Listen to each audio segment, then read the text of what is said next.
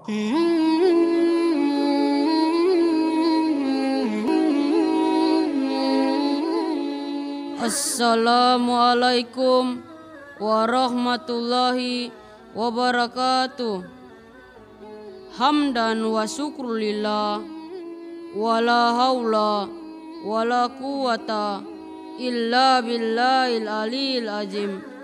Asyhadu an la ilaha illallah wa asyhadu anna muhammadar rasulullah. Amma ba'd.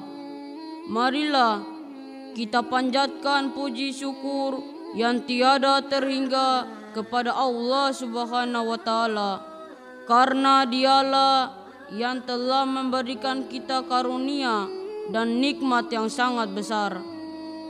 Allah Subhanahu wa Ta'ala telah memberikan kita umur yang panjang, kesehatan yang baik, dan kesempatan yang luas, sehingga kita semua masih menikmati indahnya kehidupan dalam bingkai iman wal Islam. Selanjutnya, semoga keselamatan dan kesejahteraan tetap dilimpahkan Allah kepada panutan kita semua, yaitu Rasulullah Sallallahu Alaihi Wasallam, beserta para keluarga, para sahabatnya, para ulama, dan segenap pengikutnya umat Islam sekalian. Saya, perwakilan dari pengurus Perhimpunan Remaja Masjid Dewan Masjid Indonesia Prima DMI Maluku Utara, akan menyampaikan tausiah pada program Hasanah Pagi dengan judul Keutamaan Membaca Al-Quran. Sahabat kreatif remaja masjid di mana saja berada, yang insya Allah dirahmati Allah Subhanahu wa Ta'ala.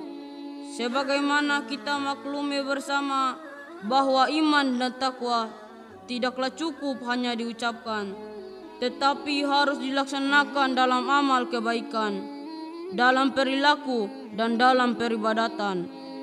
Semua itu akan bisa dilakukan jika kita telah mendapatkan petunjuk. Petunjuk apakah yang dimaksud? Yaitu Al-Quran dan hadis. Karena itulah Nabi Muhammad SAW diutus kepada umatnya dengan dibekali Al-Quran sebagai petunjuk dan pedoman. Tidak hanya petunjuk dalam beribadah, namun juga sebagai petunjuk dalam meniti kehidupan sehari-hari.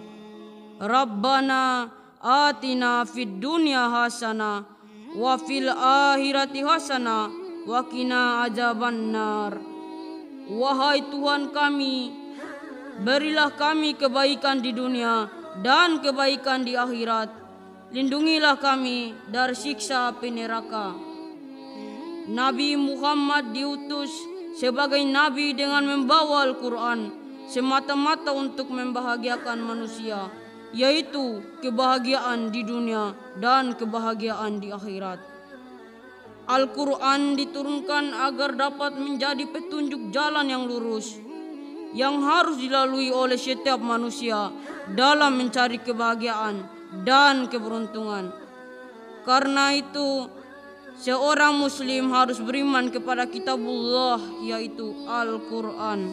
Ada beberapa kewajiban yang harus dilakukan manusia yang menyatakan beriman kepada Al-Quran, yaitu yang pertama, kita harus mempercayai kebenaran Al-Quran secara mutlak. Al-Quran bukanlah buatan Nabi Muhammad SAW dan bukan pula rekayasa para sahabat. Yakinilah bahwa Al-Quran merupakan wahyu yang datang dari Allah melalui malaikat Jibril, dan akan tetap terpelihara kebenarannya dan tidak akan dipalsukan sampai hari kiamat. Keimanan ini menjadikan kita tidak ragu sedikit pun akan kebenaran Al-Quran. Apabila kita telah beriman dengan sebenar-benarnya kepada Al-Quran, maka insya Allah kita termasuk ke dalam kelompok orang-orang yang memiliki ciri takwa kepada Allah Subhanahu wa Ta'ala. Kewajiban yang kedua yang harus dilakukan bagi manusia yang menyatakan beriman kepada Al-Quran adalah kita harus membaca Al-Quran. Seorang muslim tidak hanya wajib mengimani Al-Quran sebagai wahyu Allah Subhanahu wa taala, akan tetapi juga wajib membacanya.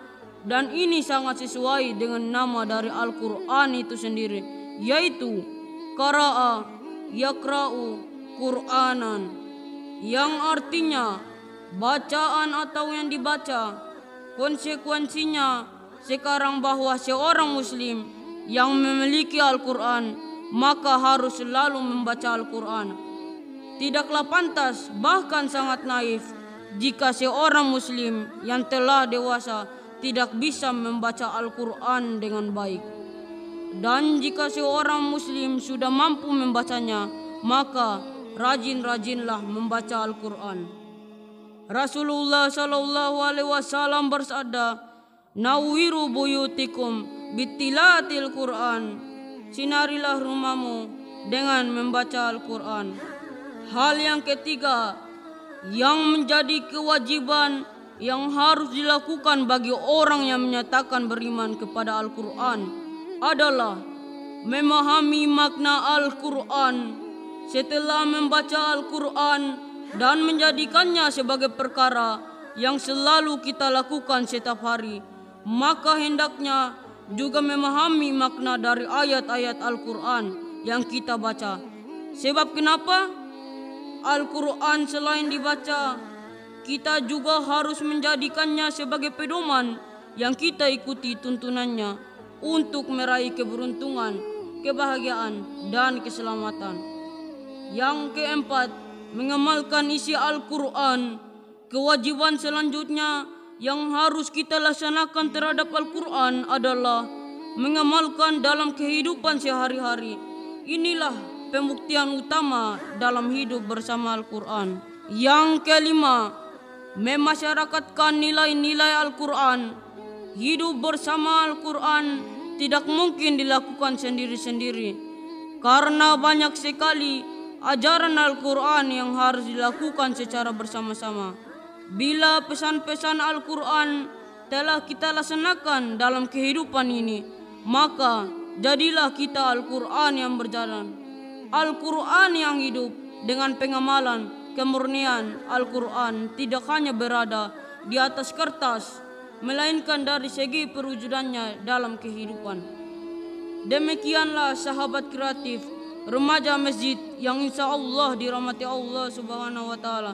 Saya atas nama Emrido Sangaji, siswa dari Madrasah Sanawiyah Negeri 1 Ternate, menyampaikan banyak terima kasih kepada Prima DMI Maluku Utara yang telah memberikan saya kesempatan untuk bertausiah pada program Hasanah pagi ini. Semoga Prima DMI Maluku Utara insya Allah akan semakin eksis berkarya dalam dakwah, menampilkan para calon dai-dai yang muda yang insya Allah akan istiqamah dalam memperjuangkan di Unul Islam. Saya akhiri dengan ucapan wa kafa billahi syahidan. Wassalamualaikum warahmatullahi wabarakatuh.